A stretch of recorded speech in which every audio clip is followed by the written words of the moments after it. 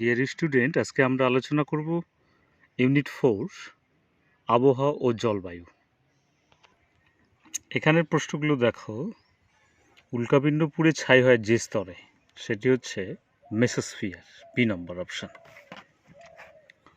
পরের প্রশ্ন, বায়ুমণ্ডলের শীতলতম স্তর হলো, ডি নম্বর অপশন, মেসোস্ফিয়ার।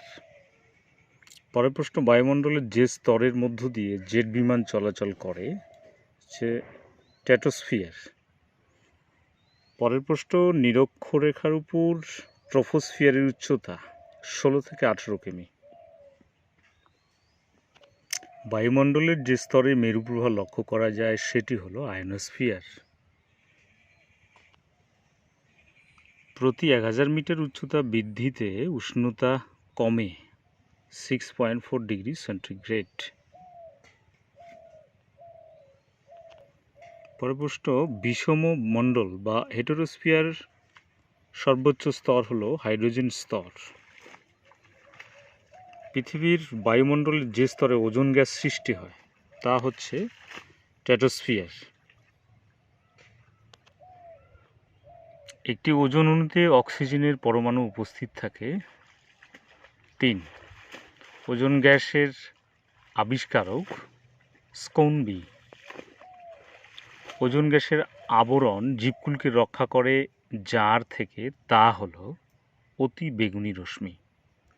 বায়ুমণ্ডলের যে স্তরের প্রাকৃতিক সৌরপদ্মা বা সৌরমণ্ডলের রক্ষা কবচ নামে পরিচিত ওজোন স্তর।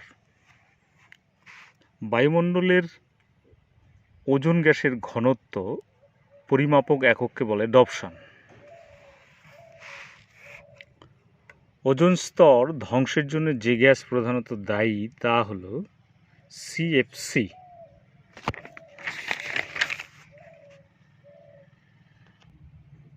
ক্লোরোফ্লুরোকার্বনের বাণিজ্যিক নাম ফ্রেয়ন।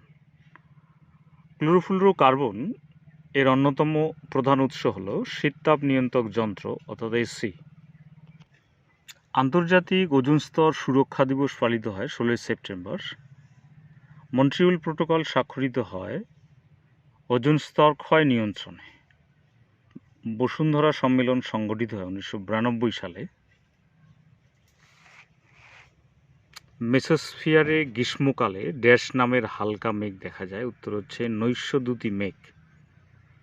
এই ছিল তোমাদের চতুর্থ ইউনিটের প্রশ্ন। এই প্রশ্নগুলি দেখলেই তোমরা এখান থেকে যে কয়েকটা প্রশ্ন কমন পাওয়ার পেয়ে যাবে।